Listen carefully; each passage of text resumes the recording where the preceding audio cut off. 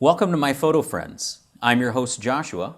I'm a photographer, and for the past 10 years I've been involved in the Elgin photographic community. Throughout those years I've met dozens of local photographers.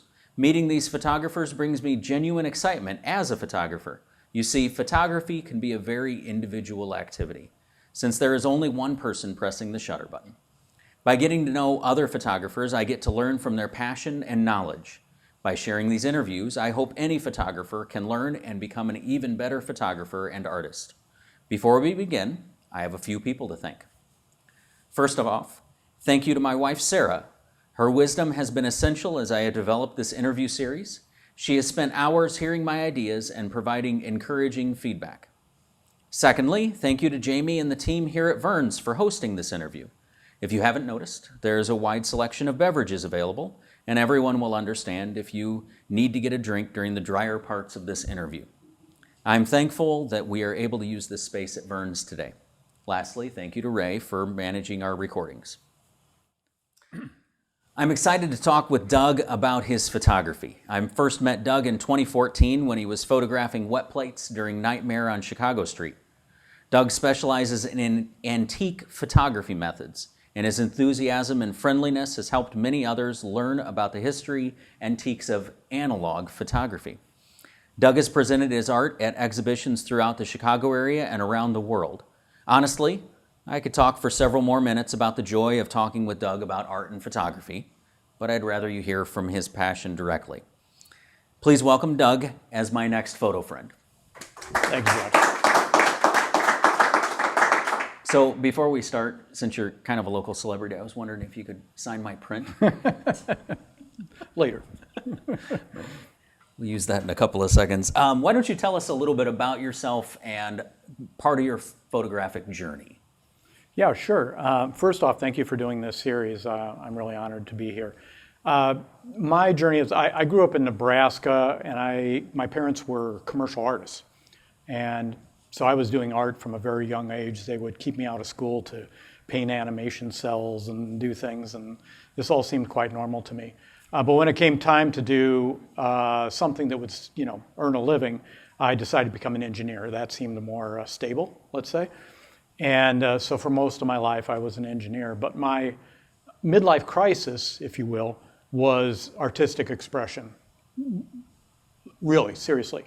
I all of a sudden felt like I needed to do something artistic and expressive, and I started drawing and painting, and all heck kind of broke loose after that. So where did photography come in? I'm not an old-timey photographer from way back when. I was painting, and some of my paintings would sell, and I'd get commissions.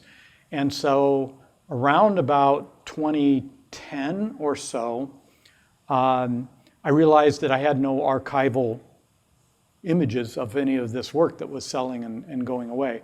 And so I said, hey, you know what? They got fine digital cameras these days. I'll buy one of those, and I'll make copy photos of my paintings, and it'll be great. They really were horrible. But being an engineer, I said, I can figure out what I'm doing here. So I'm completely self-taught. I'm a self-learner. A voracious learner of all types of things. But I started going down the photography rabbit hole trying to figure out what I was doing wrong. And I eventually figured out how to do better copy work, including color correction, perspective correction, glare elimination through polarization, all that stuff, okay? And I started making better photos. But in the meantime, I discovered all the really cool stuff about photography that I really, really never explored before. And I started seeing images that really intrigued me. And I realized that some of those images were not digital.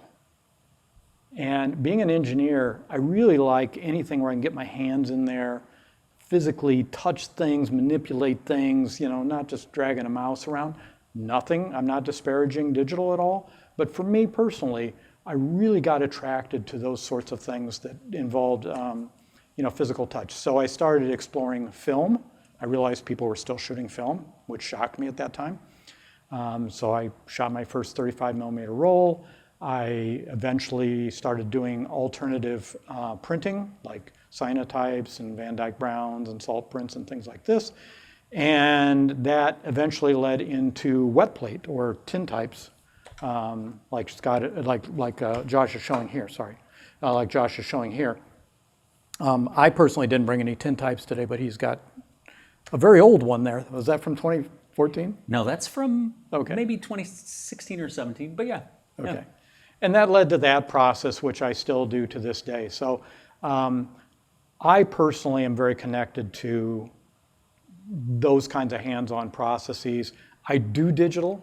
I quit my day job back in, I forget when, but I started a photo business, and that was all digital, you know. So to this day, I do copy work for artists. So I have a whole stable of artists that bring me paintings galore, you know, multiple times a month, and I do, you know, copy work for them. I develop film for some local film labs.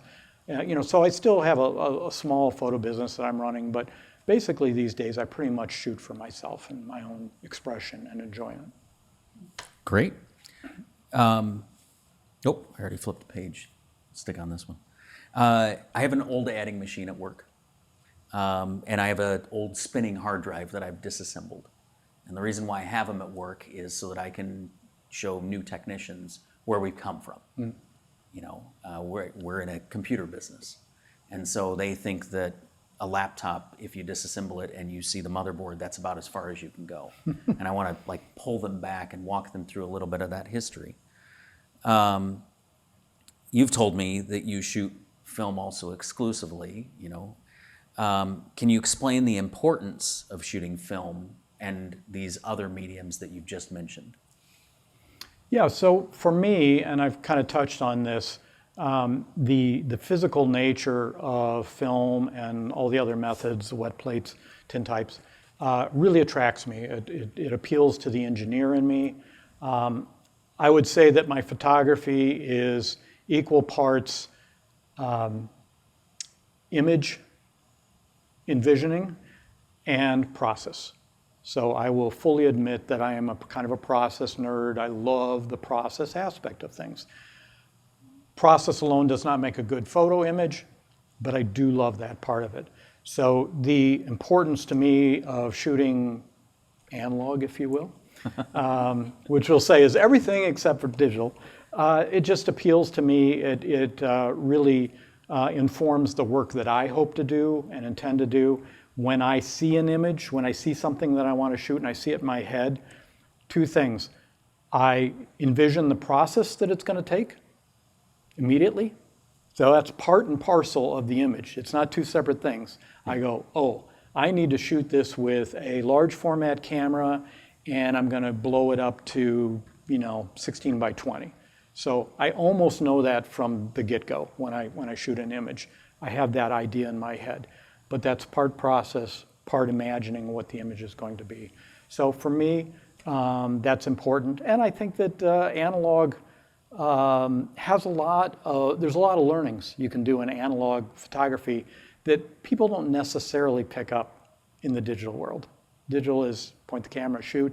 I'm not disparaging it once again. I do digital photography. There's a place for it, for sure. But I think there's a lot to learn in analog photography as well. I'm going to ask you one nerdy question tonight, and that's that. From there on out, we're going to talk art. Can you give us just a quick reasoning for why silver nitrate is so detailed? You mentioned this to me in passing one time, and it stuck with me, and I've always been intrigued by the answer. So I'm going to toss this guy back up here because I think this applies. Okay, so I'm going to go a little nerdy here for a moment, as if I already haven't. But your question is a little bit of a misnomer from the get-go. It's not silver nitrate that's detailed. Silver was the basis of photography from the very first images in daguerreotypes all the way up through current film you can buy from B&H or Amazon or whatever. It's all silver-based. Kodak has a room full of ingots of silver, metallic silver. It's all silver-based for the most part. Some of the alternative printing is not silver-based, but generally all film is. So it's not the silver that makes it detailed. What makes it detailed is in the beginning here, so this is way back in the beginning, the silver halides, which are the light-sensitive thing in the chemistry, this is the nerdy part, in the beginning, It was made very organically, and they're literally individual molecules of silver halides. They're very tiny, okay? The problem is, when you open your lens, you've got photons coming in like this, and hoping that a photon hits that halide, it's a very low probability. In layman's term, that means it's very low ISO. You have to leave the shutter open a long time before the probability of a photon hitting that little silver halide is going to happen, okay? Later in film photography, they learned how to grow the silver crystals bigger targets, easier to hit. ISO goes way up. Nice. The problem is, like an ISO 800 film, those silver halide crystals are big. So when you develop that, you can see them. You can see the grain. We call it grain. You can see the grain. And the more grain you have, in some respects, the less detail you can capture, depending on format. So with this process, the ISO is 1. Not 400, not 100, it's 1. And the silver halides are so tiny that when I put a negative, a wet plate negative in my enlarger, I can't see the grain with my grain focuser. Some of you know what that is, but there's no grain because it's so molecular. And so it still depends on you having a good lens, sharp lens, and getting your focus right.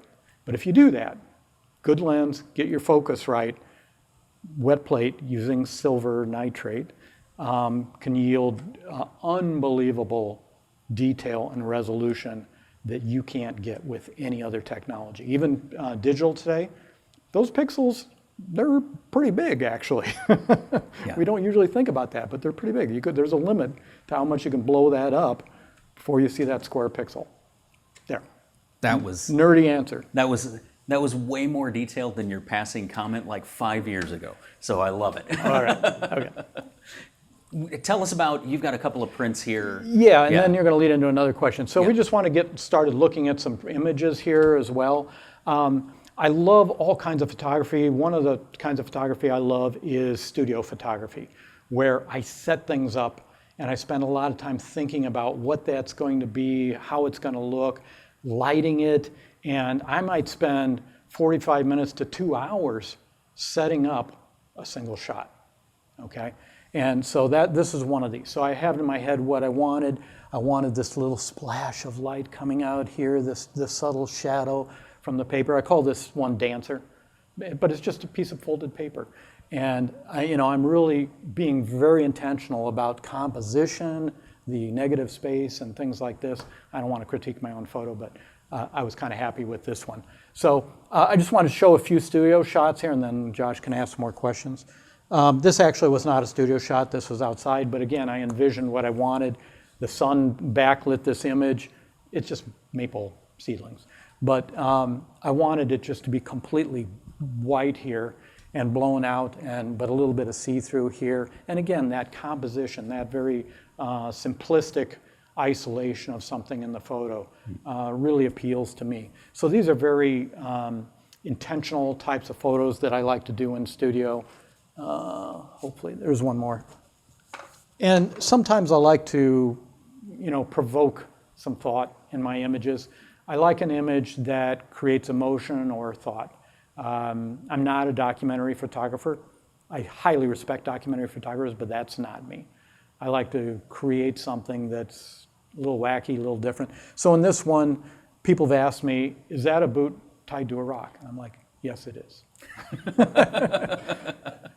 But there's opportunity for more story there, more narrative if you want to explore that, okay? And that's what I chose to do there. But again, once again, this is a wet plate negative, by the way. So it still has great tonal range and prints really nice in the enlarger. So I use a mix of technology. I envision what I want to use from the get-go in these types of images. So with that, Josh, I think you had your next question.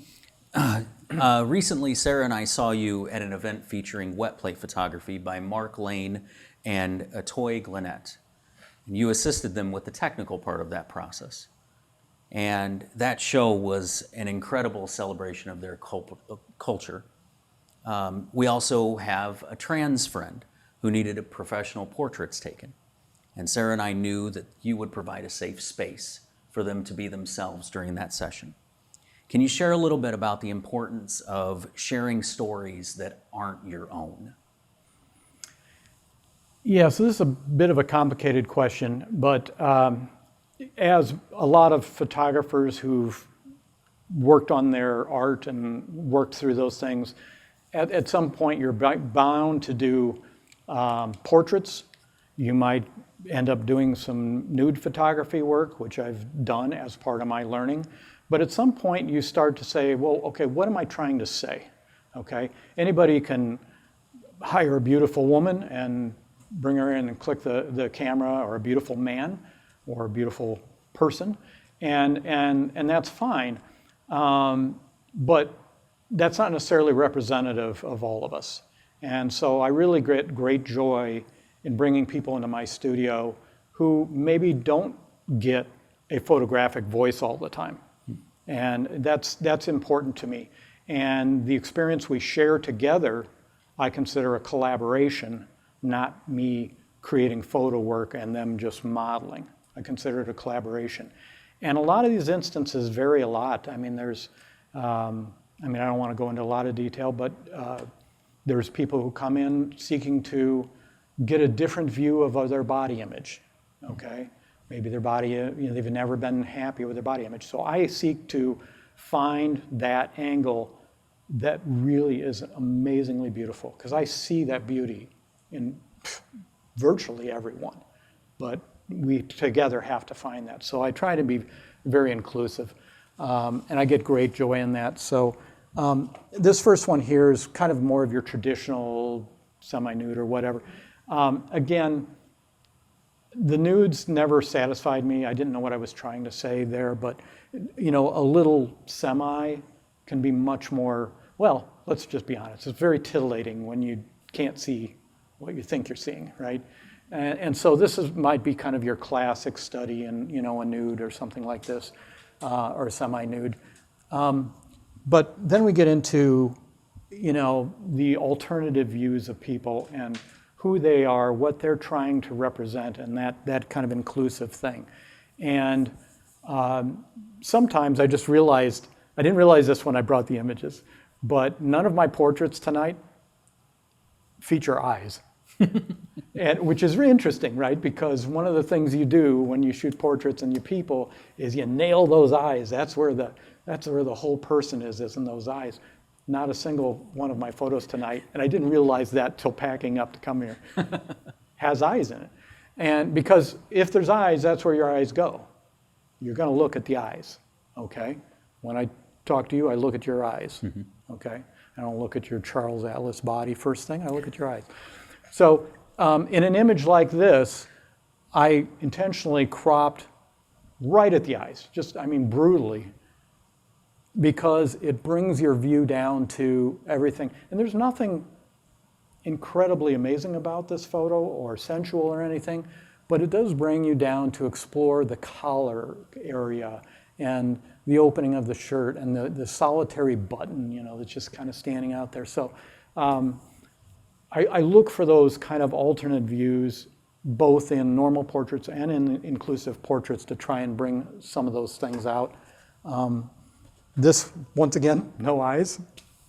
But this individual is a non-traditional individual.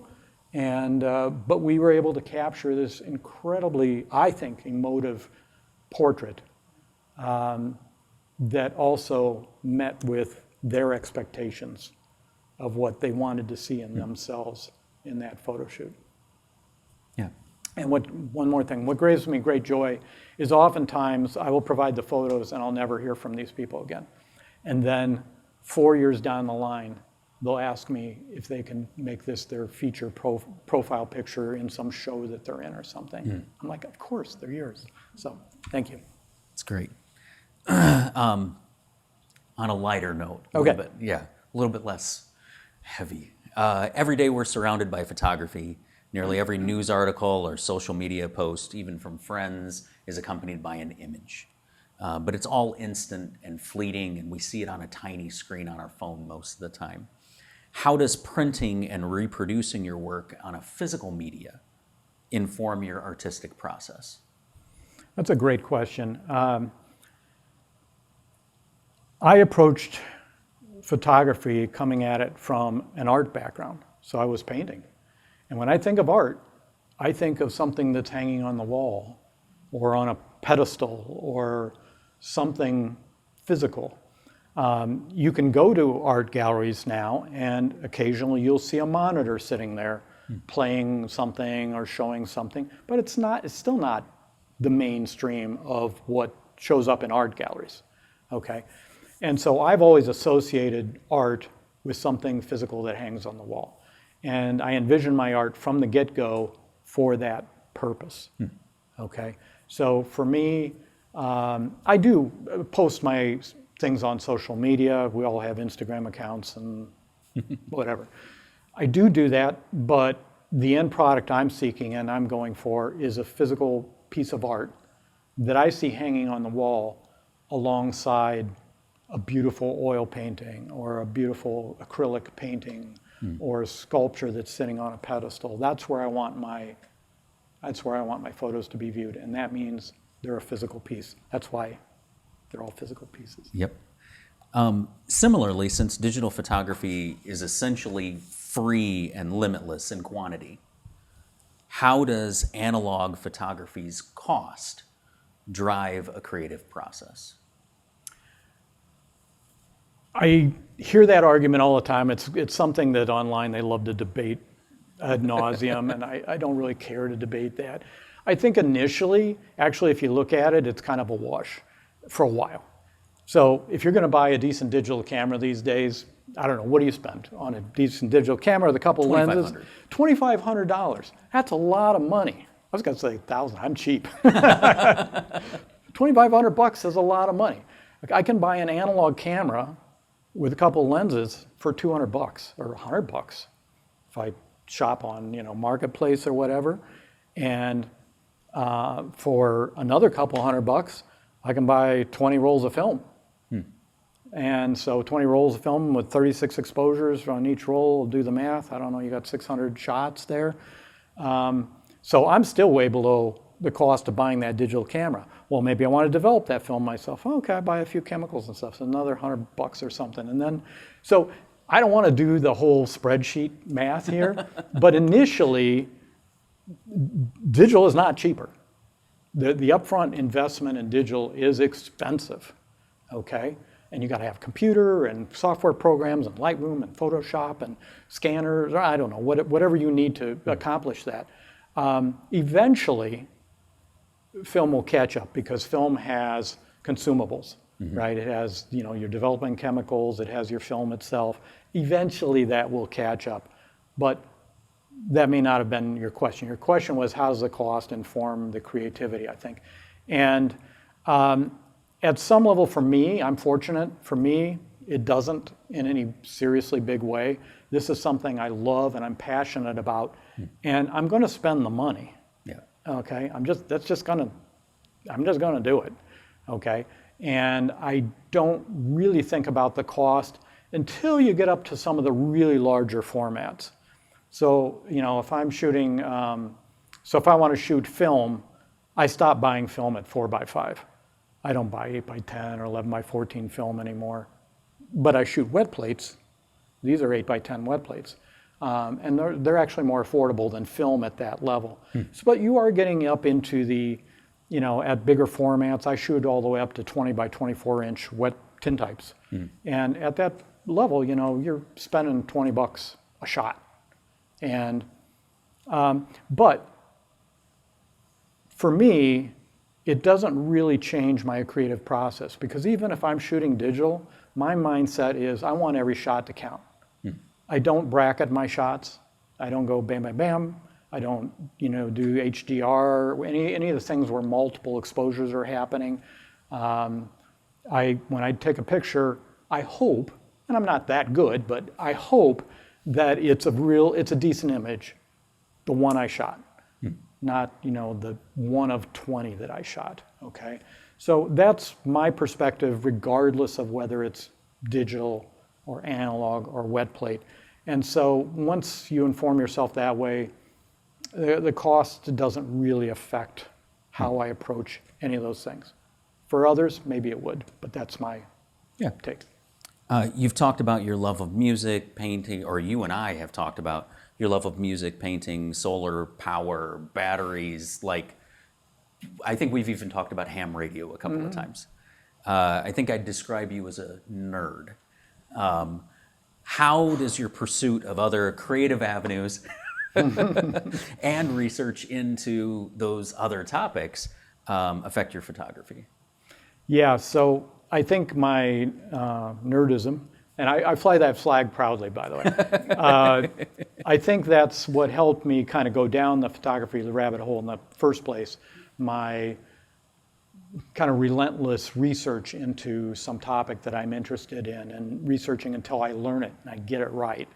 And so without that kind of curiosity, I don't think I'd be where I am with my photography.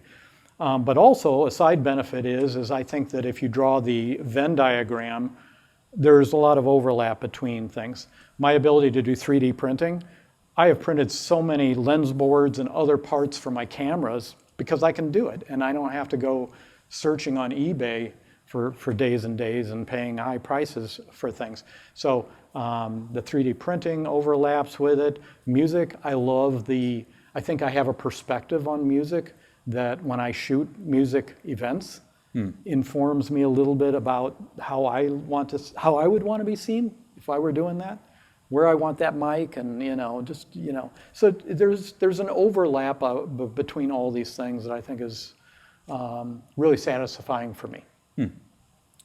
Before I ask my next question, we haven't flipped any pictures in a while. So this is a wet plate negative, or a print from a wet plate negative. So I had one of these that was printed at 4 feet by 5 feet that sold. And it was displayed down at Martini Room for a little while, a couple months back. But there's lots of artifacts in here because wet plate is a totally handmade process. So things happen. You get, if you don't pour the developer on there right, you get funny lines and things like this. But no eyes once again. That was not planned. It was not planned.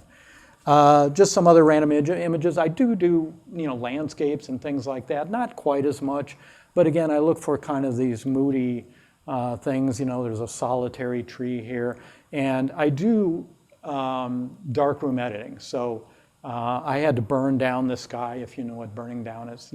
They use those same terms today, even though it's digital. I had to burn down that sky to get that mood I wanted because it was pretty bright that day. And this one is out by the old the fence in front of the Elgin Mental Health Center, and it's in kind of a dilapidated state. And you might not be able to see it from there, but it's got this kind of strange glow to it. And in the darkroom, I was able to apply what's called the Sabatier effect. You can all go home and Google that. And the Sabatier effect is something you do that creates kind of a tonal inversion around high contrast lines in your print image. So it's still all analog, but it's kind of a tricky thing you can do when the time is right. You don't want to overuse it, but certainly. And then this is a downtown Chicago shot, and of course everybody needs a blurry bus every now and then. So this is my favorite. I mean, you basically have a light trail. Like, yeah. You're speaking to me. Okay. I'm glad we finally got one for you, Josh. Okay, so toss the winter scene back up there, because it'll kind of apply to our next question. Quite frequently, I'll see a post from you, typically a black and white image of the pond behind your home, and then some detail about the film or the camera or even the scene. Can you tell us a little bit about your thoughts of these nature walks, and if there's any reason for the variety of film and camera that you take on these walks? Sure. I have a beautiful pond behind my house. It's not a big pond, and it has like a half-mile walking path around it. And in the over 10 years I've lived there, I've probably walked around that pond with a camera 200-300 times, maybe. And sometimes I'll walk around and I won't take a shot, but sometimes I will. Anybody who's been through a photography course, which I have not formally, typically there's some point in the course where they say, okay, today you have to shoot a whole roll of film or 30 digital pictures or whatever, but you can't go more than 10 feet from your bed. And the exercise is an attempt to get you to take something that is ridiculously familiar, where you're absolutely sure you've seen everything, there's nothing left to see in that space, and force you to see something, force you to find an image in a very, very familiar setting. And for me, that's kind of what my pond walks are about. I've been around that pond 300 times. There's probably not a tree I don't know at this point, right? But I bring a camera, and I hope to find a way of seeing something new and finding an image that I haven't shot before. And it's not because there's a new thing there that I haven't seen before, but it strikes me the way the sun's hitting it, the texture of the bark on a tree, the hole when I happen to be lined up just right with some turned down tree stump and I see, oh, there's a hole there and I can see a cool thing through there. Whatever it is, that's my self-practice. And it's also very therapeutic. Being in nature, I love being in nature, so it works for me. It does everything for me. That's great. My favorite part of those is the high percentage of this type of film expired. So yeah, so these days there's a lot of talk amongst the kids about shooting expired film, and there's some kind of romanticism about it. No. But I have just an unbelievable amount of expired film that I've been given free from numerous photographers who have gone digital and disbanded their darkrooms. So I have hundreds of rolls of expired film. And so when I do those walks, I'm not expecting to create one of these images necessarily. So I'm going to grab some expired film and just see what happens. I put it in a pinhole camera, something like that. Just have some fun. Yep. You've helped many folks further develop their photography. What do you believe is important for a photographer who is eager to learn and grow? So absolutely f-stops. No, I'm kidding. No, learn AI. That's another one. No, AI image development. AI image Perfect. development. Yep. No, neither one of those things. I think the most important thing is if you want to get into this craft, the most important thing is to be curious. Remain curious. Learn your craft. What are you doing? Why are you doing it? Okay. Yeah, I've got a camera that I dug out of mom and dad's closet. Great. You're curious. Does it work? But what's the next step of that curiosity? What are you hoping to create with that? And how does that fit with who you are? Is it going to help you realize something in you, some creative interest in you? So I think that really more of the intellectual, personal evaluation of what you're doing and that developing that curiosity, I think that's key in the beginning. Because if you're curious, well, you're going to learn about f-stops. You're going to learn about shutter speed. If you keep that curiosity up, you're going to keep coming back to it and learn those things. So that's the main thing. Focus on why are you doing it and make sure your curiosity is always there. I think your last couple of images are going to lead into my last question. Okay, so I don't always do representational stuff. Sometimes I like abstracts, but even my abstracts sometimes can be very intentional. This is actually does anybody know what pour painting is? Mm-hmm. Okay, so pour painting, you put some colors in a cup and you put it on the canvas and go lift up and it goes, blah, and you can take a torch and do some things to create some bubbles. I made a pour painting for the specific purpose of photographing it in black and white. So this is how this journey took me. This was a multi-day process to come up with the image I was looking to do. And if you look at this, there's actually, you can see the weave of the canvas in this print. But, so again, I love photos that I create from the get-go, right, from raw cloth or whatever the saying is. So that's one of them. And then my final image here, thank you for indulging all my images. this is just a crazy studio shot but there's eyes in this one though. Oh wait, no, there's 3. So you just still made us uncomfortable. That's always my goal, Josh, is to make you uncomfortable. But this was during the pandemic when there was a lot of chaos in the world, and I was just looking for ways to express that. And so I created a crazy still life out of every odds and ends in my prop closet and made this image. And it's there. I stared at this one for the longest. You sent me a catalog of images. I love the pour painting one. That one I'd probably put on my wall. This one weirds me out, and I keep staring at it, and it gets weirder. So my last question is a bit tongue-in-cheek, all right? But I'd like to hear your thoughts. If a photographer does not share their images, are they still a photographer? And we all know the answer, because, I mean, if they don't have an Instagram following, are they really even real? But what's your take on that? In all seriousness, of course they're a real photographer. There was the street photographer, Nanny, whose name just went out of my head, who shot thousands of rolls of film and nobody had seen them before she died. Meyer, Vivian Meyer. Yeah. Was she a photographer? Of course. I mean, posthumously, she's kind of famous. Mm-hmm. So, yeah, I don't think it's essential that you share your work to be a photographer, but I think you're missing out on a huge part of it. I'm here because I showed my work. Yeah. If I didn't show my work, you wouldn't even be talking to me. We wouldn't know each other. We wouldn't know each other. Yeah. If I didn't share my work, I might not take my work to that final envisionment, you know, the printing, the framing, the matting that makes it the real final end piece that I want. Because if I'm not showing it, why bother with all that, right? So I never quite take it to its full state of appreciation. If I don't show my work, I don't avail myself of the opportunity of constructive critique that's out there.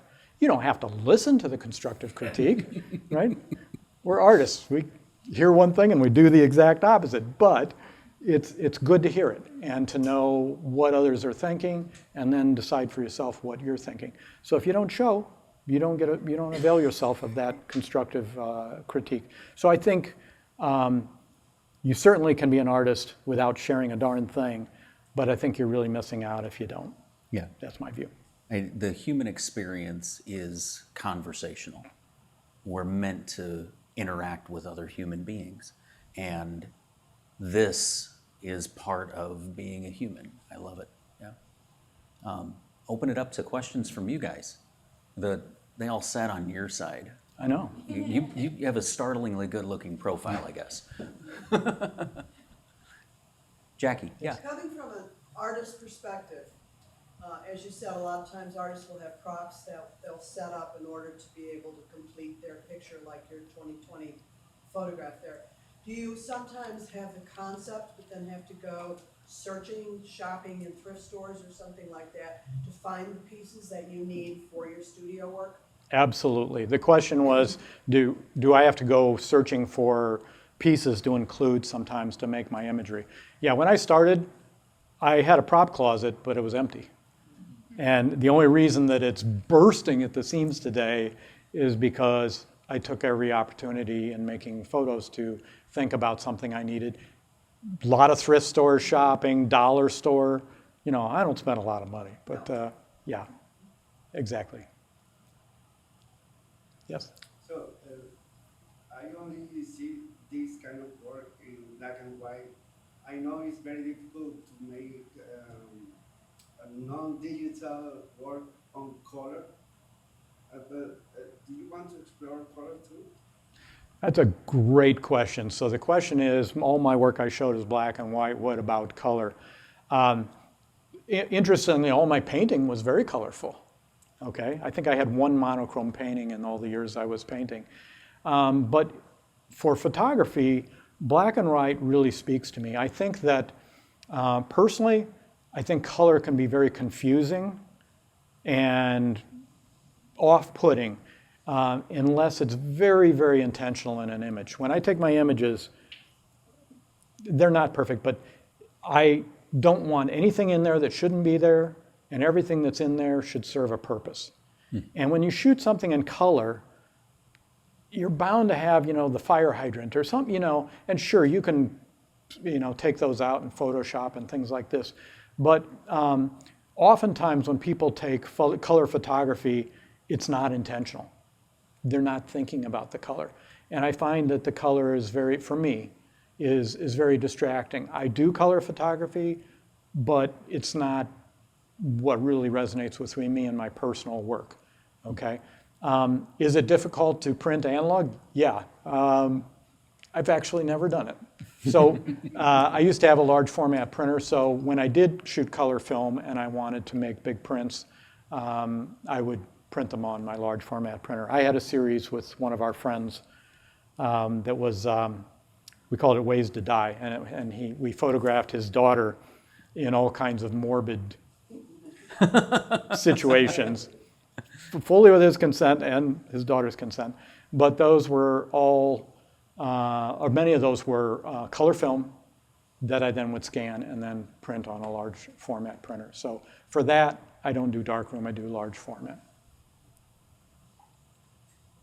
How do you see the relationship between your painted artwork and your photographic artwork? Is there any correlation, contrasts and similarities between the two, or do the mediums make a very different piece of art in your mind? Okay, the difference or the contrast between paintings, I'm kind of restating the question, paintings and the photographic art. Interesting. I guess I've never really thought about that. My painting work was almost exclusively people and portraits. I would say almost exclusive now that I'm thinking about it. Because there was commissions, fireplace, whole family portraits over the fireplace, things like that. In my photography, I'm not obligated to that at all. I love portraits and I love people, shots, but obviously there's a lot more going on in my photography. So I think there is a difference, but they feel different to me. But I don't know, I haven't done a lot of painting recently, but if I've been thinking about going back, and if I did, it might be different. Anybody else? Jackie again? How do you catalog all of this? Do you catalog it by exhibitions, by no eyes, by... I mean, so that you could readily, if someone wanted to purchase something that they saw 2 years ago, or is it just a mad dash to go through your stack of prints? It was nice to talk to you, Doug. Have a good night. Well, you're an engineer. It's where we cut the interview right now. As an engineer, you're very meticulous in terms of organization. So the question is, how do I catalog everything? Ironically, I have, as you may know, the creative side of your brain and the logical side of your brain are two different sides. And when I get artistic, the other side, in a lot of ways, just goes, whoo. So I actually got requests after I posted this, maybe it wasn't a year later, but it was 6 months later. I got requests to buy this image. And I am so bad, that this is full confession here, I don't even write down what I do in the darkroom. I don't write down the height of the enlarger, the exposure, the time, the contrast filter. So I had to look at this and go, okay, what did I probably do? And then it took a couple attempts to get it dialed back in. I knew I didn't do any exotic burning or dodging on this one, thank goodness. Because that gets crazy. That's when you got print 1 of 1. That's another thing, by the way. This is off topic, a digression. But in printing photo images, if you do any darkroom work at all, each image is unique. Okay, to do a series of that same image is very tedious, especially if there's any burning or dodging, and even then they're not the same. So there's also a uniqueness. What was the thing that I don't hear about anymore, the token thing? Bitcoin? No, the NFT. Yeah. Right. Yep. So you don't need an NFT for a darkroom print. It is unique. It is a unique item. All right. So that was a bit of a digression, and I don't know where I went with that. So, did I answer your question? You answered Okay. me. Basically, it's chaos. It's chaos, and I have binders full of negatives, and they're organized by the least useful thing you could imagine. Format. But in your mind, you probably remember. The good news is, and I scan everything. So in my Lightroom, everything's in there by date, and I have a pretty good memory so far about Keyword a lot when of I stuff. no. Oh, again, I'm just asking. No, I know, but it's a sore spot for myself because I'm so bad about that. But I usually remember where and when I shot things. So if somebody asks, I can go back. Sometimes I have to go back in my Facebook post to find out, when I posted it or something. But good question, guilty. Okay. I'd love to hear a little bit about your process for creating your concept for your still lifes and how you take your concept into actually building out the different pieces and components. Process for still lifes. Well, so it starts with a concept. And it may not be a fully fleshed out concept, because sometimes they don't work, okay? But most of the time I get there eventually. So one of the images I didn't bring was, I had this concept, I wanted 1 million candles, lit candles, just a sea of candles. And I'm thinking, okay, how do I do that? Do I go buy 10,000 birthday candles and then try and get them all lit at once with a blowtorch or something? But what I came up with was I made an infinity box. I set up a couple facing mirrors, put, I don't know, probably a dozen candles in the middle there, and got my camera just right over the edge of the first mirror and lit it from both sides, lit the dozen candles, and I have a sea of candles going off into the, into infinity. So it takes a lot of work sometimes. It's not always successful, but I enjoy this. I love figuring out how to do things. So sometimes it's multiple exposure. My business card is a multiple exposure wet plate, which initially did not go well. It's my business card, if anybody's seen it, is me sitting there blowing bubbles. And I've got like steampunk goggles on and stuff. So I got all set up. It's a self-portrait. Nobody's helping me, so I've got to fire the flash with a foot switch that's out of the frame. And it's 8x10, so it's a large format. And so I hit the flash, one bubble. Because where did I buy my bubble soap? The dollar store. Who would think there was a quality difference in bubble soap? So I'm sitting there in a dark room, totally mad at myself, trying to figure out, and I'm like, well, wait a minute, it's dark, the lens is still open, it was the flash that, went off. And so I got up, I walked around to the other side of the frame where I was out of frame, blew a bubble, flash, because it was a dark black background.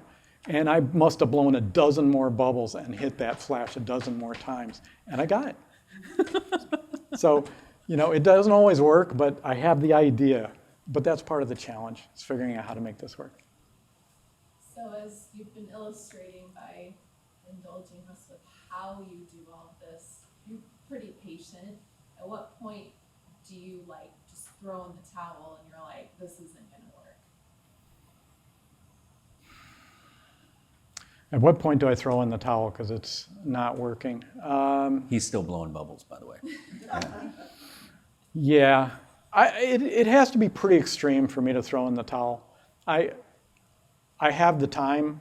I will spend all day trying to make an image or multiple days sometimes. It takes a lot for me to just really give up on something. Sometimes I'll give up in the darkroom if the idea I had So recently, I found a snake skin in my yard, garter snake, a beautiful, shed garter snake skin. And so I had an idea for this image, but I wanted it to be huge. So I shot it with 4x5 film, and I wanted to print it huge. So I knew I had a roll in the basement of 42-inch, however wide it is, Ilford paper, big roll. And so I go down there, I get the enlarger set up to shoot it on the wall. I get all my tanks set up, the chemicals, gallons of chemistry. I mean, preparation was 3 hours, right? I go in the dark room, I unroll the roll, I've got this much left on the roll. So there are things that can make me just, throw in the towel, but it takes something like that. I have a question that occurred to me while you're showing your prints. None of these are titled. You don't have, like 2020 chaos. Is there a reasoning behind no titles for your images? Yes. And it's just my personal belief. I think that titles lead the observer down into a cul-de-sac. Once you've read that title, you're in the cul-de-sac, and your opportunity to create your own narrative is limited by how much room there is in that cul-de-sac. And I don't like that. All right? I don't know what you're going to think of this. I don't know what you're going to think of it. You're going to think of it. I don't know what narratives you're going to come up with, or nothing at all. But I don't want to direct that. Okay, the image. I really believe in my work. I want the images to stand on their own, and that means no narrative. I never titled paintings either. So The boot and the rock are the one that the photograph of yours that comes to mind when you say that is like, I think, we've got a dozen people here. There's going to be a dozen interpretations of what story they come up with, and the narrative there. It's fascinating because all of us are going to end up in different cul-de-sacs in our own brains. And I love that. That's what I'm trying for. So you're an engineer and you're an artist. Mm-hmm. You mentioned it earlier, it's two opposite sides of your brain. I'm guessing you've probably been an artist longer than you've been an engineer. But based on your childhood doing artistic stuff, plus, now the last 20 plus years, I don't know, maybe it's close. Would you say you're still stronger artistically or logically? Okay, am I stronger logically or artistically? I think that I was an engineer, so I've always been an artist, but I didn't allow myself, or circumstances really didn't allow me to express it for many years. But I think I've always been an artist. I think I am more comfortable or more confident in the logic side of things. I can design a solar system, and there's no question that it's going to work. It'll serve your needs. It'll work. I take an image. I have no assurance that anybody's going to like it. The only good news is I have little to no interest in selling my work. If it sells, great, but I don't actively market my work. So that's one burden off my shoulders. I'm not, constantly going, oh, that's not selling. I got to try something else. So I'm very fortunate that way. It's a huge luxury. But I would say that I'm less confident that my art hits the mark because I don't know how to judge it. It's subjective, right? Engineering's objective. And I have a comment. I have a cousin who is a NASA engineer from Caltech, and he married the theater director from William and Mary. Nobody understood how those two got together, and the answer is an engineer pulls out all the stops and all of the imagination to solve the problem, and a theater person is usually uninhibited in their choices to try to give their performance. So it sounds to me as that you have melded both of those pieces into your photography. Not to try and repeat the statement, but to a degree, yes. I will say, however, my partner is more that music theater person. And there are times where I'll come out of the dark room, actually the next day after they're dry, and I'll lay out 3 prints on the table and I'll say, which one? Because she's not invested in how they came to be, how hard I had to work to get that one to come out versus that one. And she'll look at them and go, this one. You know, and I never ask her why, but she's just using that theatrical impulse, that artistic judgment to say, this is the one. And sometimes I go with that one.